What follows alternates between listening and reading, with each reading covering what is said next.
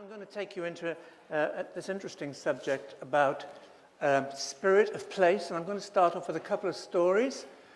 A mum story and a dad story, because I used to be a psychiatrist, which means life histories are very important. So we'll start off. When I was 8, my mum gave me a book, Oxford University Press. It was one of those sort of educational books called The Map That Came to Life. You opened the book up and it described a brother and a sister going for a walk from where they were staying with a relative, and they were going through the countryside to visit an aunt to have tea in a little village. And as you turned over each page, you saw a different map and you saw pictures of them, and the map came to life. And I became mad about maps ever after, and I still am. My wife calls me Map Man and all that kind of thing. And but I just put that in because the map that came to life is really a theme in my life. So I share that. Thank you, Mum. She's still alive, nearly 96. And then I have to tell you a story about my dad. Now, at the same time, because I was about 8 then, my dad and I, this was the 1950s, we didn't have central heating, this is Britain in the 1950s, we had coal fires, we went to the coal place to cut some coal with our axes and a torch in the dark light, and as we broke the coal, my dad and I, the coal split open, and there was an incredible shaft of gold, like this. Actually, really, like this. This. And my dad said to me, "What do you think that is, Anthony?" And I said, he was incidentally a nuclear physicist, just to say. So my dad said to me, "What do you think that is, Anthony?" Always educational. And I said, "Oh, looks like gold, Dad." He said, "Well, it's not actually gold, it's fool's gold and parites." And there I just put some up for you to remind you what it looks like. It's for sale outside. There's a stall selling it if you badly need this stuff. So I said, "Oh, right, that's interesting." And then he said, "But I want to tell you a story. My dad told me in the 1930s." So this is oral tradition. This is oral tradition now. And my dad and I, in the 1930s, were breaking coal in our coal place in just the same way. And he told me a story as the coal broke open. And he told me about a lady in the United States of America who, just before the turn of the century, broke open a piece of coal in her coal place. And when she broke it open, she found a gold chain in the coal. And when she tried to pull the gold chain from the coal, it was stuck in the coal and wouldn't come out. So that meant that it was actually in the coal. "Wow," I said, Dad, being a precocious little boy. I said, "How old was the coal?" And he made a really good guess because we were cutting Northumbrian coal and he knew that was 39 million years old. So he said to me, 39 million years old. So I said, "Wow." And that set me into a seed. I'd already become Map Man, but now I was going to be a hunter of anomalies. Strange things. I really wanted to know, how had that gold chain got into the coal?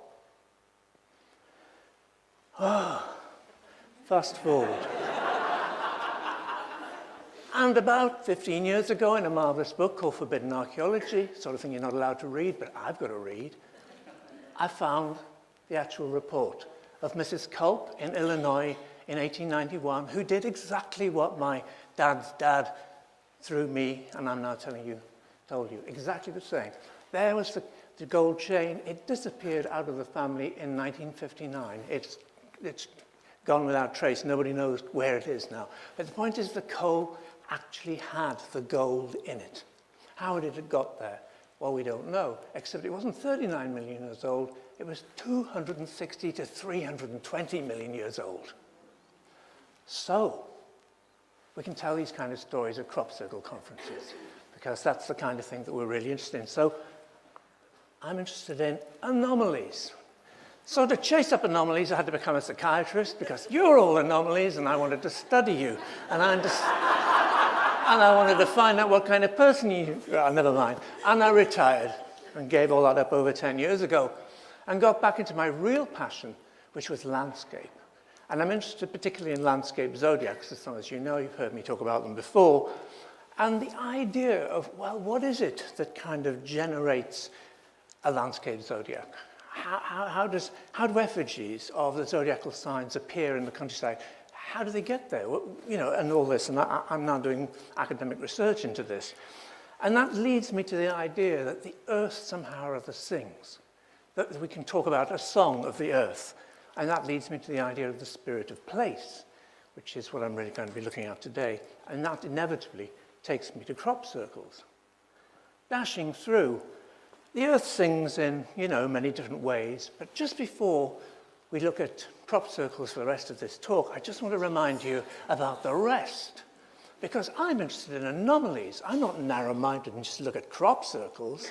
I want to look at the rest. So let's just have a look at them quickly. Go through them because I know you're going to hear about some of these things later on. First of all, just to make sure, if you really want to know all about the evidence about crop circles, read Janet Osborne's absolutely brilliant book. It's the thing to give your skeptical neighbor for Christmas who just doesn't believe in it and thinks it's all hoaxing or whatever ridiculous business it is. This is the book, so I get that out of the way. That's the end of the crop circles. Ice circles. I'm just going to show you the images. I'm not going to explain them, but they are just like crop circles. And they're very beautiful. And they tend to be recorded in places where there's lots of ice, which could be tomorrow in this climate. And then there are snow circles. This is from the Netherlands. And they are quite extraordinary. There's no footprints. They're just there. And they have kind of markings. If you drop a piece of snow into this soft snow that's been dug out by some incredible force, it just makes a little mark. There's no footprints, no boards, no planks. And that's the shape of it. Don't ask me why. 60 meters in size. And then after the snow's gone, you can see the grass, and it's being kind of swirled underneath with a ley, very like a crop circle. Fascinating. But we just haven't seen many of them, but they're important to know about. And then there are these. Aha. This is where thousands of little elves have been running around in the woods. Except this was in a Gloucestershire wood. This appeared in the Spiral magazine a couple of years ago. I mean, no footprints. Here's, you know, you can imagine walking into a wood in Gloucestershire a couple of years ago, and there it is. Wow. But don't worry, they appear in Russia as well. I don't know how they're done. They're an anomaly. They fascinate me. There's no footprints. Well, there's some people being along here walking through, but we just don't know much about them and how it's all happening. But just widen yourself just to not think about crop circles. Sand circles. I used to have some lovely photographs of sand circles from Egypt, but I've actually not got them on my computer anymore. But there's one sand circle, and there's not a very good one here. Very similar to the things in the woods in Russia. Fascinating. What are these things? How are they formed? And then, of Janet Osborne's extraordinarily good website, her own story, which is marvelous. She woke up one morning and went out into the National Forest Park, which is just behind or nearby her house in Holland, and she found 3 tree circles. The biggest one was 100 meters in diameter, with all the trees bent into the middle. She'd heard of them before, and indeed I had. I'd seen a picture of one in Canada from the early 90s. There they are, just bent, not broken, just like cork, exactly the same, except these are big deciduous trees. And huge, at 100 meters wide. And they all had a center, and she was very impressed by that. So she said, I must ring up the forest authorities and find out what they know about this. So she rang them up, and they didn't know about it, really.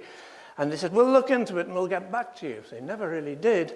And she went back, she went and had another look, and just in detail, this big tree bent over with new growth already coming out, just like a crop stem, exactly the same. And then about 3 weeks later, she went back into the woods and had a look, and they'd all been cut down. And as she says, probably to make sure that nobody else could pick up this anomaly and have any worries about it or question it in any kind of way. And then you say to me, well, what about the Swiss cheese you mentioned in that list at the beginning? Well, when the Cereologist magazine first started to come out in the 1980s, and the crop circle thing was really just getting going in the very early days, In Switzerland, these holes appeared in the ground, suddenly. 60 or 70 foot in diameter with sharp edges, 60 foot deep, no sign of soil anywhere, just like a Swiss cheese hole.